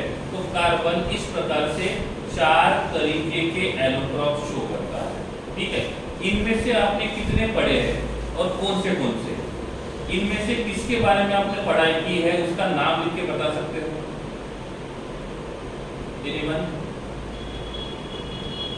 डायमंड और ग्रेफाइट, पहले दोनों, ओके। डायमंड और ग्रेफाइट पढ़ा है, क्या फर्क है डायमंड और ग्रेफाइट में, कोई बता सकता है? ओके, चलिए। This is the structure of diamond. This is the structure of diamond. ये डायमंड का नेटवर्क स्ट्रक्चर है। नेटवर्क स्ट्रक्चर क्या होता है वो मैंने बोला था। This is the network structure of diamond. अब यहाँ पे ये जो ब्लैक कलर के बॉक्स दिख रहे हैं, ये बॉक्स, ये है कार्बन। ये क्या है? कार्बन। तो यहाँ पे ये जितने हैं, ये जितने भी यहाँ पे दिख रहे हैं, ये सभी के सभी कार्बन है। अब मैंने यहाँ पे कर्सर लेके गया, तो जहाँ जिस बॉल के ऊपर कर्सर है, जिस बॉल के ऊपर कर्सर है, आप मुझे बताओ उस कार्बन का हाइब्रिडाइजेशन स्टेट क्या होना चाहिए? उसने कितने बॉन्ड बनाए हैं? जिसके ऊपर कर्सर है उसका हाइब्रिडाइजेशन स्टेट क्या होना चाहिए? sp3। और इफ ये sp3 रहेगा तो ये प्लैनर रहेगा कि नॉन प्लैनर रहेगा? इफ ये sp3 होगा तो प्लैनर रहेगा कि नॉन प्लैनर रहेगा? इफ वो sp3 है तो नॉन प्लैनर रहेगा राज। 4 में से 2 बॉन्ड प्लेन में रहेंगे, एक बॉन्ड अबोव द प्लेन रहेगा, दूसरा बॉन्ड बिलो द प्लेन रहेगा, ठीक है राज? समझ में आ रहा है? 4 बॉन्ड में से 2 बॉन्ड प्लेन में रहेंगे, एक अबोव द प्लेन, दूसरा बिलो द प्लेन। इसका मतलब डायमंड का जो स्ट्रक्चर है वो 3D स्ट्रक्चर है कि 2D स्ट्रक्चर है? डायमंड का जो स्ट्रक्चर रहेगा वो 3D स्ट्रक्चर होना चाहिए, 2D स्ट्रक्चर? ये 3 डायमेंशनल, हाँ महावीर sp2 होगा तो प्लानर, sp2 होगा तो प्लानर, यस महावीर। यहाँ पे जो डायमंड है ये 3 डायमेंशनल स्ट्रक्चर शो करेगा। क्या करेगा? 3 डायमेंशनल स्ट्रक्चर शो करेगा। मैंने आपको थोड़ी देर पहले यूनिट सेल का मतलब बताया था। Do you know if S आपका हैंड रेस होना चाहिए। मैंने आपको थोड़ी देर पहले यूनिट सेल का मतलब पढ़ाया था। इफ आपको वो पता है तो हैंड रेस कीजिए। हाँ गुड। तो यहाँ पे ये जो घूमता हुआ चित्र आपको दिख रहा है, it is the unit cell of diamond. तो ये डायमंड का जो बड़ा सा स्ट्रक्चर है, इस बड़े से स्ट्रक्चर का जो सबसे छोटा रिपीटिंग यूनिट होता है वो होता है unit cell. So this is the unit cell of diamond. This is the unit cell of diamond. आप मुझे बताओ इस एक डायमंड के यूनिट सेल में आपको कितने कार्बन के पार्टिकल्स दिखाई दे रहे हैं? आप मुझे बताओ इस डायमंड के एक यूनिट सेल में आपको कितने कार्बन दिखाई दे रहे हैं? काउंट करके बताओ कितने कार्बन आपको दिखाई दे रहे हैं।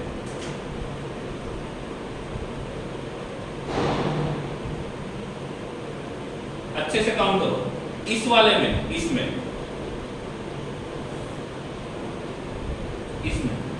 एक का ही आंसर मिला है बस, वो भी अलग अलग।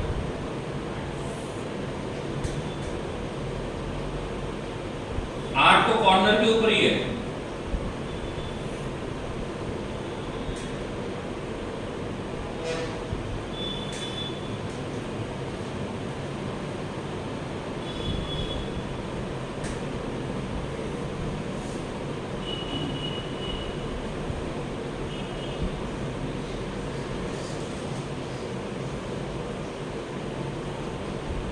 Anyone?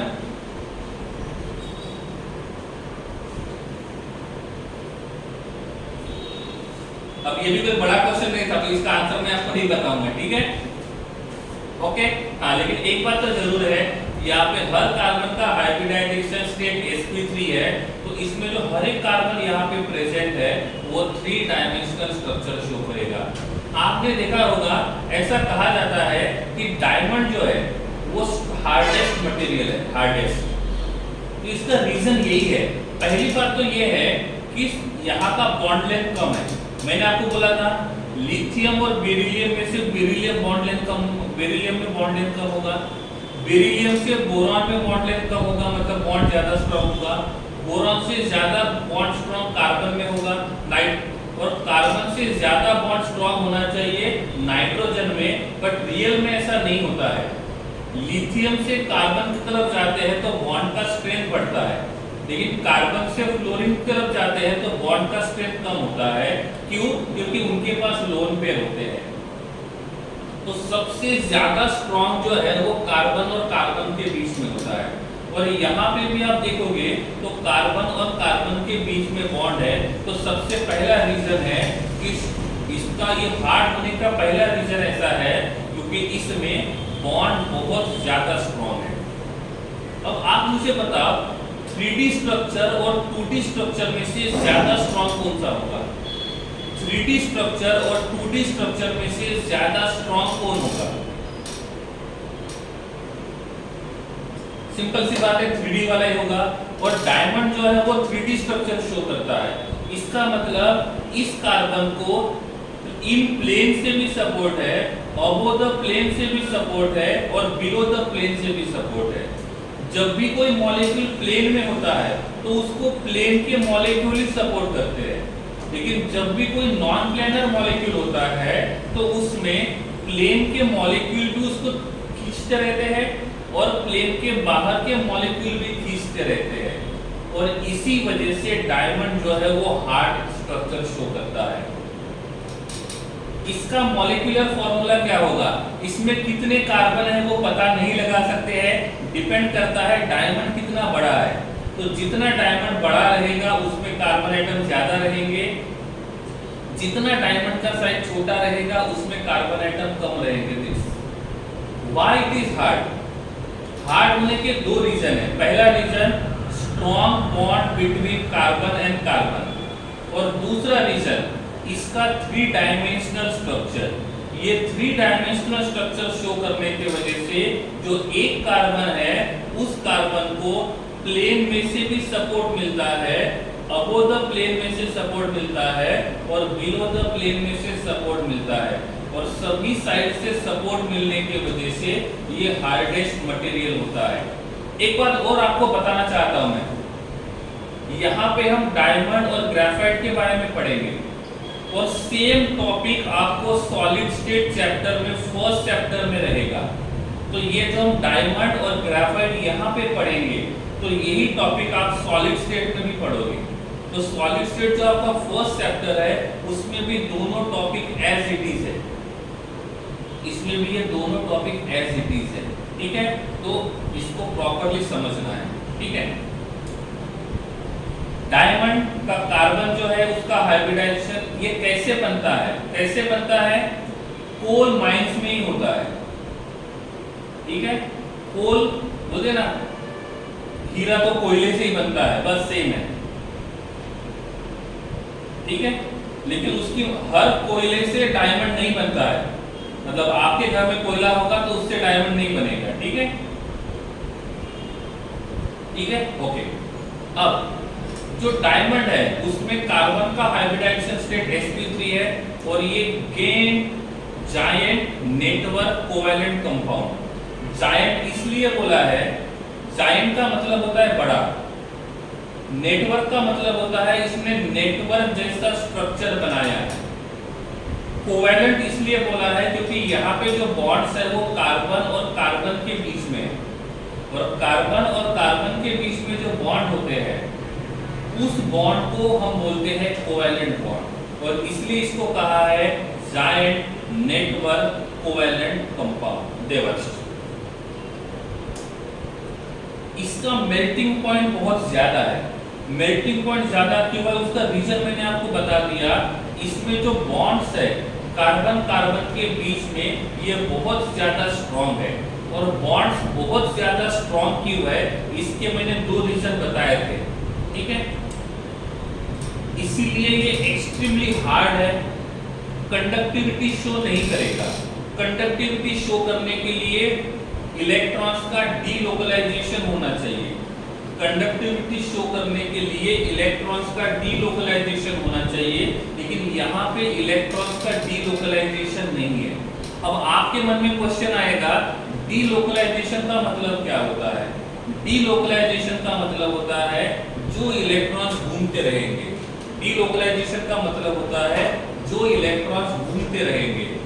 जो मॉलिक्यूल्स रेजोनेंस शो करते हैं वहां पे इलेक्ट्रॉन्स अपना पोजीशन चेंज करते हैं, और जहां पे इलेक्ट्रॉन्स अपना पोजीशन चेंज करेंगे इसका मतलब वहां पे इलेक्ट्रॉन्स का डीलोकलाइजेशन होगा। It is okay. ये पोलर होना चाहिए, non polar. This should be polar और non polar. This should be polar और non polar. Anyone? Simple, it will be non polar. Why? Because यहाँ पे जो बॉन्ड्स है वो कार्बन और कार्बन के बीच में है, और दोनों का इलेक्ट्रोनेगेटिविटी सेम है, और जब दोनों का इलेक्ट्रोनेगेटिविटी सेम होगा तो वो नॉन पोलर होगा। तो क्या ये वाटर में सोल्यूबल होगा? क्या ये वाटर में सोल्यूबल होगा? नो। अरकान, इस रोटेटिंग स्ट्रक्चर को क्या बोलेंगे? This is the unit cell of diamond. तो ये डायमंड का बहुत बड़ा स्ट्रक्चर होता है ना, उसका ये यूनिट सेल है। यूनिट सेल का मतलब होता है स्मॉलेस्ट रिपीटिंग यूनिट, ठीक है। जो टाइल्स वाला एग्जांपल मैंने आपको दिया था वो वाला, ठीक है, ओके। तो ये वाटर में इनसोल्यूबल होगा। क्या ये नॉन पोलर में सोल्यूबल हो सकता है? पोलर में तो सोल्यूबल नहीं होगा, लेकिन क्या ये नॉन पोलर में सोल्यूबल हो सकता है? क्या ये नॉन पोलर में सोल्यूबल हो सकता है? क्योंकि ये खुद नॉन पोलर है। एनीवन? क्या ये नॉन पोलर में सोल्यूबल हो सकता है? जी नहीं, ये नॉन पोलर में भी सोल्यूबल नहीं होगा, क्योंकि इसका रीजन है इनके बीच का जो बॉन्ड है वो बहुत ज्यादा स्ट्रॉन्ग है।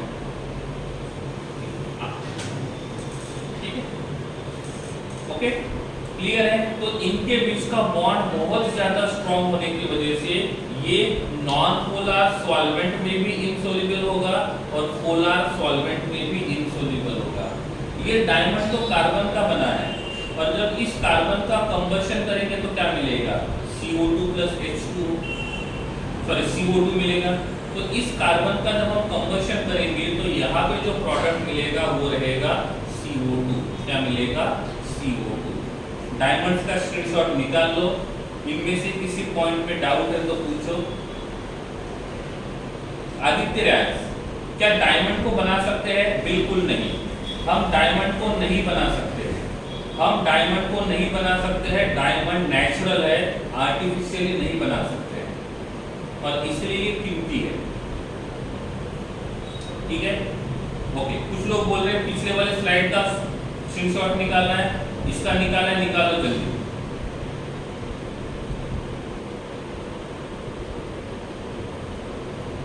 इसका निकालना है, निकालो जल्दी।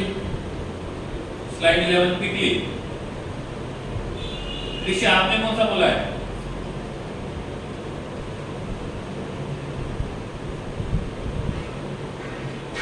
ठीक है,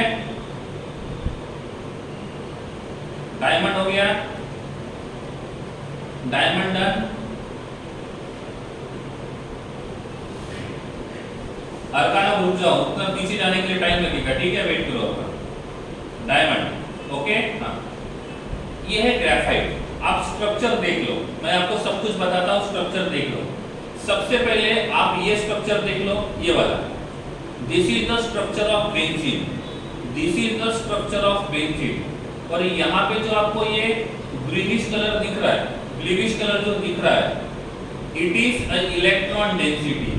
यहाँ पे जो आपको दिख रहा है ये इलेक्ट्रॉन डेंसिटी है। तो this is the structure of benzene ring और बेंजीन रिंग में रेजोनेंस होता है और इसीलिए उसके पास पाई इलेक्ट्रॉन डेंसिटी होता है। सो दिस इज बेंजीन रिंग। इस प्रकार के बेंजीन रिंग यहाँ पे एक दूसरे के साथ डायरेक्टली अटैच्ड है। अब जिस कार्बन पे मैंने ये एरो रखा हुआ है, मुझे बताओ इस कार्बन का हाइब्रिडाइजेशन क्या होगा, इस कार्बन का हाइब्रिडाइजेशन क्या होगा? जिस कार्बन के ऊपर अभी मैंने मार्क रखा हुआ है, इसका होगा sp2, इसका होगा sp2। क्यों? क्योंकि मैंने आपको बोला था यहाँ पे ये जो रिंग दिखाई दे रहे हैं, ये रिंग बेंजीन रिंग के जैसे है। तो ऐसे n number of benzene ring, यहाँ पे एक बेंजीन रिंग, यहाँ पे दूसरा बेंजीन रिंग, यहाँ पे तीसरा बेंजीन रिंग। तो ऐसे एक दो बहुत सारे बेंजीन रिंग ने एक दूसरे के साथ बॉन्ड बनाया है और बेंजीन रिंग का जो कार्बन होता है उसका हाइब्रिडाइजेशन sp3 होता है। ठीक है, तो इस लेयर के ऊपर भी बेंजीन रिंग है, जिन्होंने एक लेयर बनाया, ये दूसरा लेयर बनाया, ये तीसरा लेयर। तो ग्रेफाइट का जो स्ट्रक्चर है, यहाँ पे जो कार्बन है, इस कार्बन का हाइब्रिडाइजेशन स्टेट sp2 रहेगा। और इफ इस कार्बन का हाइब्रिडाइजेशन स्टेट sp2 है तो ये प्लैनर रहेगा कि non planar? This will be planar और नॉन प्लैनर? प्लैनर। इसका मतलब इसमें जो कार्बन है, इस कार्बन को पकड़ने वाले जो एटम्स रहेंगे वो एक ही प्लेन के रहेंगे, तो इसको जो सपोर्ट है वो बस प्लेन से है। डायमंड में ऐसा नहीं था, डायमंड में प्लेन के साथ साथ अबोव द प्लेन और बिलो द प्लेन इन दोनों का भी सपोर्ट मिल रहा था, लेकिन यहाँ पे जो सपोर्ट है वो बस प्लेन के वजह से है। तो इसीलिए ग्रेफाइट और डायमंड में से डायमंड ज्यादा हार्ड है और ये कम हार्ड है। डायमंड जो है वो 3D स्ट्रक्चर शो करता है, ये जो रहेगा ये 2D स्ट्रक्चर शो करता है और इसीलिए डायमंड भी कार्बन का बना है, ग्रेफाइट भी कार्बन का बना है, लेकिन डायमंड का हार्डनेस ज्यादा है और ग्रेफाइट का हार्डनेस कम है। ये जो ग्रेफाइट है, आप कार्ड्स खेले हो? कार्ड्स 52 कार्ड्स आते हैं, खेले हो कभी? यस और नो? ओके।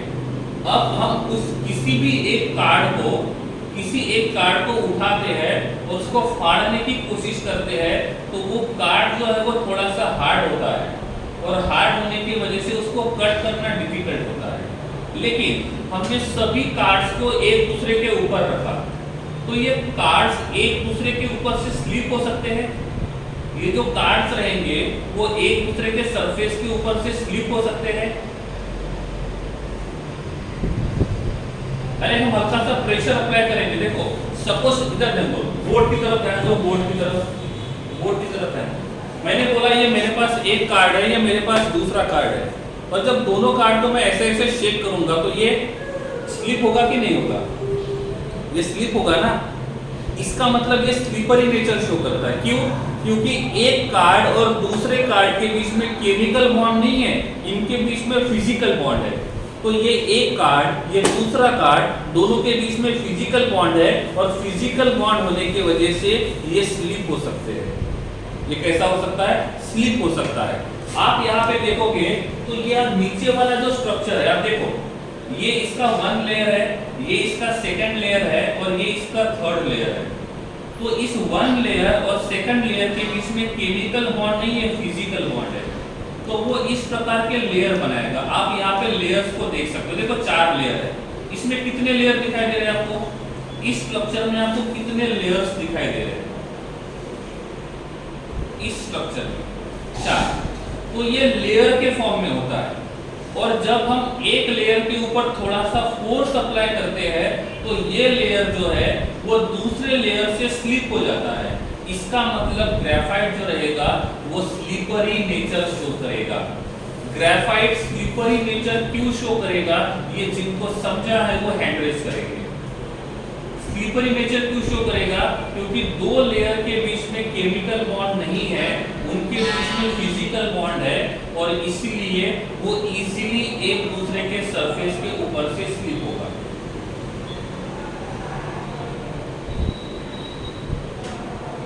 दिया, I already told you, यहाँ पे जो रिंग है 6 मेंबर का, it is a type of benzene ring.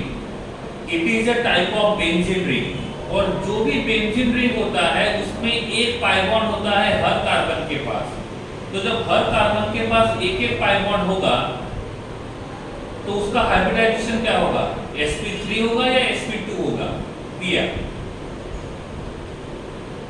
यहाँ पे जो हर कार्बन है उस हर कार्बन ने एक एक पाई बॉन्ड बनाया है, तो उसका हाइब्रिडाइजेशन sp2 होगा, तो वो प्लेनर रहेगा। ठीक है।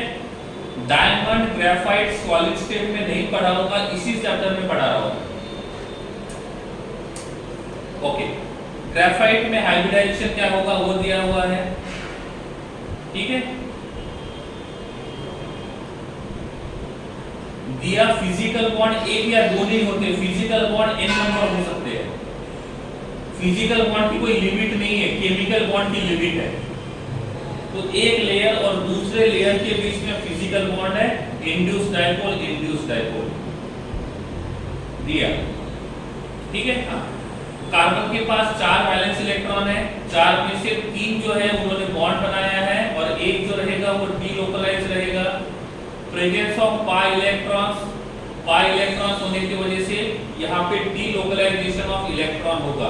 तो ग्रेफाइट जो है उसमें डीलोकलाइजेशन, देखो यहाँ पे लिखा हुआ है डीलोकलाइज्ड इलेक्ट्रॉन, और जिनके पास डीलोकलाइज्ड इलेक्ट्रॉन होता है वो कंडक्टिविटी शो करते हैं। कार्बन, ग्रेफाइट कार्बन का बना है, कार्बन नॉन मेटल है, और नॉन मेटल कंडक्टिविटी शो नहीं करते हैं। फिर भी ग्रेफाइट एक ऐसा एग्जाम्पल है, वो नॉन मेटल का बना होने के बाद भी कंडक्टिविटी शो करता है। रिपीट कर रहा हूं, ग्रेफाइट कार्बन का बना है, कार्बन नॉन मेटल है, और नॉन मेटल कभी भी कंडक्टिविटी शो नहीं करते हैं, लेकिन यहाँ पे ये कंडक्टिविटी शो कर रहे हैं, और ये कंडक्टिविटी इस डीलोकलाइज्ड p ऑर्बिटल के पाई इलेक्ट्रॉन की वजह से है। और इनके पास ये जो पाई इलेक्ट्रॉन होता है, हर कार्बन के पास एक एक पाई इलेक्ट्रॉन होता है, और इस पाई इलेक्ट्रॉन की वजह से ये जो ग्रेफाइट रहेगा ये नॉन मेटल का बना होने के बाद भी कंडक्टिविटी शो करेगा। ठीक है। तो जब भी कोई आपको पूछता है क्या सभी के सभी नॉन मेटल कंडक्टिविटी शो नहीं करते हैं, तो आपका आंसर क्या होना चाहिए? आपका आंसर होना चाहिए जी नहीं, ऐसा नहीं होगा। एक ऐसा नॉन मेटल है, एक ऐसा एलिमेंट है जो नॉन मेटल का बना हुआ है, फिर भी वो कंडक्टिविटी शो करता है और उसका नाम है ग्रेफाइट। तो वो पर्सन आपको पूछेगा ग्रेफाइट नॉन मेटल का होने के बाद भी कंडक्टिविटी क्यों शो करता है, तो आपका आंसर होना चाहिए वो बेंजीन के जैसे स्ट्रक्चर शो करता है और बेंजीन के पास डीलोकलाइज्ड पाई इलेक्ट्रॉन्स होते हैं और डीलोकलाइज्ड पाई इलेक्ट्रॉन होने की वजह से कंडक्टिविटी शो करेगा। ग्रेफाइट कंडक्टिविटी क्यों शो करेगा ये समझ में आ गया है तो हैंड रेज कीजिए। ग्रेफाइट कंडक्टिविटी क्यों शो करेगा ये समझ में आ गया है तो हैंड रेज कीजिए। देवर्स लास्ट वाला पॉइंट क्या कहता है? लास्ट वाला पॉइंट ये कहता है कि इन पाई इलेक्ट्रॉन्स के बीच में वंडरवॉल फोर्स ऑफ अट्रैक्शन रहेगा। इस लास्ट पॉइंट का कहने का मतलब ऐसा है कि अपर साइड का जो कार्बन है वो भी नॉन पोलर है और लोअर साइड का जो कार्बन है ये भी नॉन पोलर है और इन दोनों के बीच में वंडरवॉल फोर्स ऑफ अट्रैक्शन रहेगा। Induce dipole force of attraction रहेगा। डिफरेंस फ्रॉम डायमंड, तो ऐसा कौन सा डिफरेंस ग्रेफाइट और डायमंड के बीच में है? पहला डिफरेंस जो यहाँ पे नहीं लिखा है वो बताता हूँ। पहला डिफरेंस तो ये है, शीट का मतलब होता है लेयर्स, शीट का मतलब होता है लेयर्स। यस देवर्स, क्या डिफरेंस होना चाहिए? पहला डिफरेंस, डायमंड के कार्बन का हाइब्रिडाइजेशन स्टेट sp3 होता है, ग्रेफाइट के कार्बन का हाइब्रिडाइजेशन स्टेट sp2 होता है। पहला डिफरेंस आप लिख सकते हो जो यहाँ पे नहीं लिखा हुआ है। Diamond hybridisation sp3, graphite diamond hybridisation sp2। Graphite naturally भी मिलता है और बना भी सकते हैं, लेकिन डायमंड जो रहेगा वो ओनली नेचुरली मिलता है, हम डायमंड को बना नहीं सकते। डायमंड जो है वो 3D स्ट्रक्चर शो करता है, लेकिन ग्रेफाइट जो रहेगा वो 2D स्ट्रक्चर शो करता है। डायमंड के पास डीलोकलाइज्ड इलेक्ट्रॉन नहीं होते हैं, ग्रेफाइट के पास डीलोकलाइज्ड इलेक्ट्रॉन हो सकते हैं। This is the difference in graphite and diamond. Diamond और ग्रेफाइट में क्या सिमिलरिटी है? डायमंड और ग्रेफाइट दोनों का मेल्टिंग पॉइंट ज्यादा है।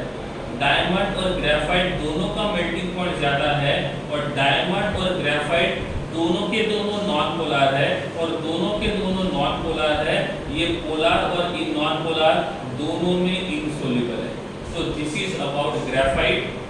डायमंड और ग्रेफाइट का डिफरेंस, डायमंड और ग्रेफाइट की सिमिलरिटी। कुछ पॉइंट्स यहाँ पे मैंने बोले हैं जो यहाँ पे नहीं लिखे हैं, आप उसको भी नोट डाउन कर सकते हो।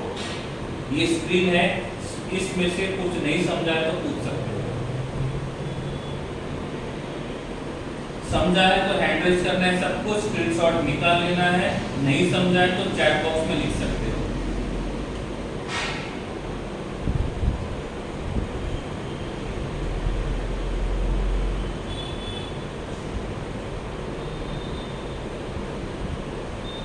ये आपको लेयर वाला स्ट्रक्चर समझ में आ गया? लेयर वाला स्ट्रक्चर, दिस वन, ये समझ में आ गया लेयर वाला स्ट्रक्चर? ठीक है। मेल्टिंग पॉइंट, बॉइलिंग पॉइंट ज्यादा क्यों होता है वो समझ में आ गया? इनसोल्यूबल क्यों है वो समझ में आ गया? Okay, that's okay. ये आपका पसंदीदा फुलेरिंग्स बकीबॉल। ये बकीबॉल्स का 3D स्ट्रक्चर है, ये बकीबॉल का 2D स्ट्रक्चर है। आप मुझे बता दो इस खुले रिंग्स में ये जो रिंग्स है ये कितने मेंबर्ड रिंग्स है? जिस रिंग में मैंने कर्सर को रखा है उस रिंग के अंदर कितने कार्बन है? How many carbon items are there? 6। तो कैन आई से हेक्सागोनल? कैन आई से हेक्सागोनल? यस। इस रिंग में कितने कार्बन है? इस रिंग में कितने कार्बन है?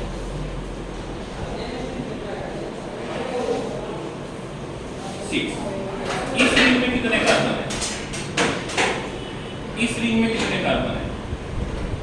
5। इसका मतलब फुलेरिंग्स जो है, फुलेरिंग्स प्रोनाउंसिएशन अलग अलग हो सकता है। ये जो फुलेरिंग्स है इसमें 5 मेंबर्ड रिंग भी होते हैं और 6 मेंबर्ड रिंग भी होते हैं।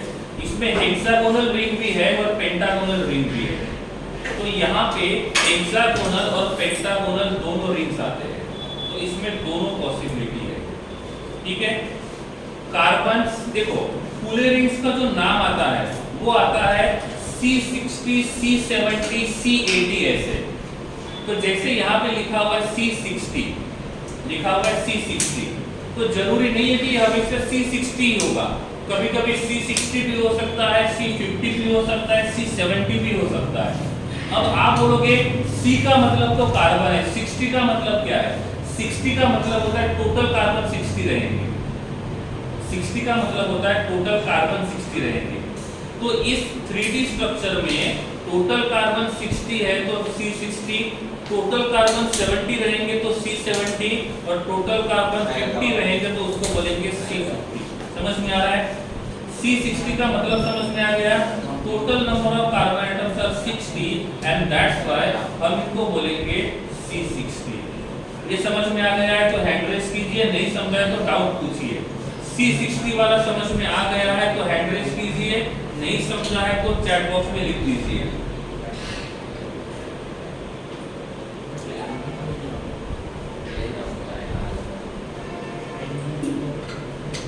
ओके, इसमें सभी कार्बन का हाइब्रिडाइजेशन sp2 रहेगा। और जब मैंने यहाँ पे लिखा है इनका हाइब्रिडाइजेशन sp2 है, जब मैंने लिखा है इनका हाइब्रिडाइजेशन sp2 है, इसका मतलब उनके पास पाई बॉन्ड होना चाहिए। हाइब्रिडाइजेशन sp2 है तो पाई बॉन्ड होगा, और पाई बॉन्ड होगा तो डीलोकलाइजेशन ऑफ पाई इलेक्ट्रॉन्स होगा, और जब डीलोकलाइजेशन ऑफ पाई इलेक्ट्रॉन्स होगा तो कंडक्टिविटी शो करेगा कि नहीं करेगा? अरे कंडक्टिविटी शो करेगा कि नहीं करेगा? कंडक्टिविटी शो करेगा, और इसीलिए लिखा हुआ है ये इलेक्ट्रिकल कंडक्टिविटी शो करेगा। तो ग्रेफाइट अकेला नहीं है जो कंडक्टिविटी शो करेगा, फुलेरिन जो है वो भी कंडक्टिविटी शो कर सकता है। इस फुलेरिन का दूसरा नाम आता है बकीबॉल। फुलेरिन का दूसरा नाम आता है बकीबॉल। अब देखो क्वेश्चन ये आता है फुलेरिन को बनाते कैसे हैं? फुलेरिन जो है वो सिंथेसाइज कर सकते हैं, फुलेरिन को हम बना सकते हैं। और फुलेरिन को बनाएंगे कैसे? तो सबसे पहले क्या करेंगे, ग्रेफाइट को इलेक्ट्रिकल आर्क सप्लाई करेंगे। इसका मतलब इलेक्ट्रिकल करंट सप्लाई करेंगे, वहां पे इलेक्ट्रिकल आर्क जो रहेगा वो क्या करेगा, इस ग्रेफाइट का कंबशन करेगा, इस ग्रेफाइट को वेपोराइज करेगा। तो जब सॉलिड ग्रेफाइट को इलेक्ट्रिक आर्क में रखेंगे तो उसका वेपोराइजेशन हो जाएगा, तो यहाँ पे हमको वेपोराइज कार्बन मिलेगा। तो ग्रेफाइट का इलेक्ट्रिकल आर्क में रखा, उसको हमने वेपोराइज कार्बन में कन्वर्ट किया। ये जो वेपर्स है कार्बन के, उस वेपर्स को हम कूल करेंगे, और जब उस वेपर से हम लोग कूल करेंगे तो हमको ब्लैक कलर का सब्सटेंस मिलेगा, और इस ब्लैक कलर के सब्सटेंस को बोलते हैं फुलेरिन सूट। क्या बोलेंगे? Fullerene suit. और ये जो फुलेरिन सूट है उसमें दो टाइप के फुलेरिन मिलते हैं, एक मिलता है C60 और दूसरा मिलता है C70। एक होता है C60, दूसरा होता है C70। C60 का मतलब उस बकीबॉल में टोटल कार्बन 60 रहेंगे, C70 का मतलब टोटल कार्बन 70 रहेंगे। आप मुझे बता सकते हो इसके अंदर कितने 5 मेंबर्ड है और कितने 6 मेंबर्ड है? इस बकीबॉल के अंदर कितने 5 मेंबर्ड है और कितने 6 मेंबर्ड है? क्या आप बता सकते हो? एनीवन? यस और नो, आपका आंसर आना चाहिए। इसके अंदर कितने 5 मेंबर्ड और कितने 6 मेंबर्ड है?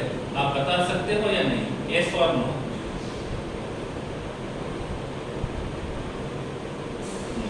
ओके, इफ वो C60 है, इफ वो C60 है तो उसका शेप जो रहेगा वो फुटबॉल जैसे होगा। इफ वो C60 है तो उसका स्ट्रक्चर जो रहेगा वो फुटबॉल जैसे रहेगा। तो उसके पास 12 रहेंगे पेंटागोनल रिंग और 20 रहेंगे हेक्सागोनल रिंग। तो C60 में 12 रहेंगे पेंटागोनल और 20 रहेंगे हेक्सागोनल। लेकिन हम C670 लेते हैं तो उसका शेप जो रहेगा वो रग्बी बॉल जैसे दिखेगा और उसके अंदर 12 रहेंगे पेंटागोनल रिंग और 25 रहेंगे हेक्सागोनल रिंग। इसके ऊपर क्वेश्चन आज तक पूछा नहीं गया, लेकिन यहाँ पे क्वेश्चन पूछा गया था कि C60 में कितने पेंटागोनल रहेंगे, कितने हेक्सागोनल रहेंगे और C70 में कितने पेंटागोनल और कितने हेक्सागोनल रहेंगे। ठीक है, तो फुलेरिन सूट क्या है? फुलेरिन सूट का मतलब होता है it is the mixture of C60 and C70। It is the mixture of C60 and C70। ठीक है, तो यहाँ पे जो है it is the mixture of C60 and C70। ठीक है, जिसमें C60 भी रहेगा, C70 भी रहेगा। नंबर 14, स्लाइड नंबर 14 समझ में आ गया है तो स्क्रीनशॉट निकाल लो, नहीं समझा है तो डाउट पूछ सकते हो। सेकंड पॉइंट रिपीट करो अर्थात देखो, हाइब्रिडाइजेशन sp3 है, क्यों? क्योंकि यहाँ पे जो ये पेंटागोनल रिंग है, यहाँ पे भी हर कार्बन के पास एक एक पाई बॉन्ड है और यहाँ पे जो 6 मेंबर्ड रिंग है इसमें भी हर कार्बन के पास एक एक पाई बॉन्ड है।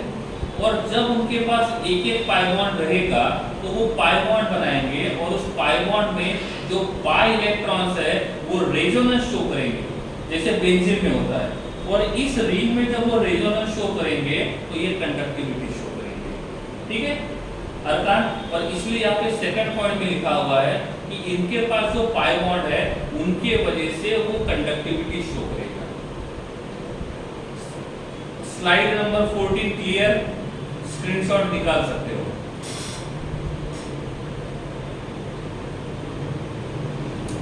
This is the last slide, nano tubes. ठीक है, नैनो ट्यूब्स वाला टॉपिक कहीं पे पूछा नहीं जाता है, बस एक जब आप पढ़ोगे चैप्टर तो एक जगह यूज करेंगे वर्ड्स नैनो ट्यूब्स करके। तो नैनो ट्यूब्स जो होता है वो इस प्रकार का होता है। नैनो ट्यूब्स अलग अलग कलर में आते हैं, अलग अलग शेप में आते हैं। यहाँ पे नैनो देखो, यहाँ पे नैनो ट्यूब्स देखो। So these are nano tubes. अब आप पूछोगे नैनो ट्यूब्स का यूज कहाँ पे करते हैं? तो जो स्प्रिंग होते हैं,